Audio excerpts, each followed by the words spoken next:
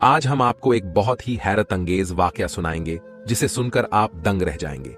यह किस्सा उस दौर का है जब जहालत और अंधविश्वास ने लोगों की सोच को जकड़ रखा था। उस जमाने में एक गांव था जहां के लोगों ने अपनी बेटियों की शादी जानवरों से करवाने का अजीब रिवाज बना रखा था। उनका मानना था कि अगर लड़की की शादी एक रात के लिए किसी खास जानवर से कर दी जाए तो उसके इंसान से शादी के बाद बेटे ही पैदा होंगे। इसी गांव के लोग कुछ जानवरों की पूजा भी करते थे। ऐसा ही एक वाकया तब हुआ जब गांव में एक अल्लाह वाले की आमद हुई। उनके साथ एक खूबसूरत मोर भी था। जब गांव की औरतों ने उस मोर को देखा तो हैरत से उसे निहारती रहीं और रोने लगीं। अल्लाह वाले ये देखकर हैरत में पड़ गए और सोचने लगे कि ये औरतें मेरे जानवर को देखकर इतना क्यों रो रही हैं। इसके बाद अल्लाह वाले मुस्कुराते हुए मोर को लेकर एक ओर चले गए। वह जानते थे कि अल्लाह ने उन्हें इस गांव की जहालत को खत्म करने के लिए भेजा है। उनका मोर एक दरख्त के नीचे जाकर बैठ गया। अल्लाह वाले उसके पास गए और प्यार से बोले, बेटा, मैं जानता हूं कि तू मेरे साथ सफर करके थक गया है और भूखा भी है। चलो इस गांव में किसी के दरवाजे पर जाकर खाना मांगते हैं, शायद किसी के दिल में रहम आ जाए। अल्लाह वाले ने गांव के एक घर का दरवाजा खटखटाया। दरवाजा एक खूबसूरत लड़की ने खोला।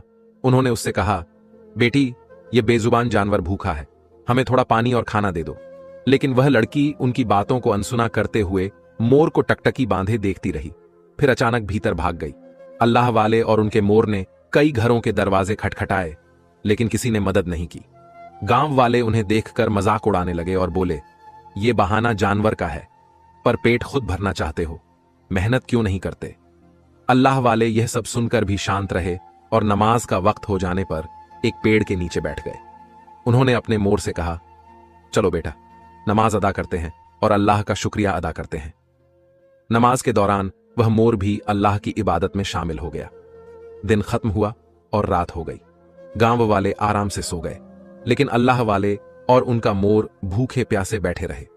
गांव का सबसे बड़ा ताजिर, जो मुसलमानों को देखना भी पसंद नहीं करता था, अगर ये अल्लाह वाले मुस्लिम ना होते तो शायद उनकी मदद कर देता। रात खत्म हुई और दिन का उजाला शुरू हो गया। गांव में हर तरफ चहल पहल होने लगी। ऐसा लग रहा था जैसे गांव में किसी की शादी हो। हर तरफ भाग दौड़ मची हुई थी। इतने में कुछ आदमी अल्लाह वाले के पास से गुजरे। अल्लाह वाले ने उनसे पूछा, आज गांव में ऐसा क्या हो रहा है जो पूरा गांव दुल्हन की तरह सजाया जा रहा है। उनमें से एक आदमी जल्दी से बोला, आज हमारे गांव में शादी है, तुम हमारे गांव से दूर ही रहो। इतना कहकर वह आदमी वहां से चला गया। अल्लाह वाले ने अपने मोर से कहा, बेटा, लगता है आज तुम भूखे नहीं रहोगे,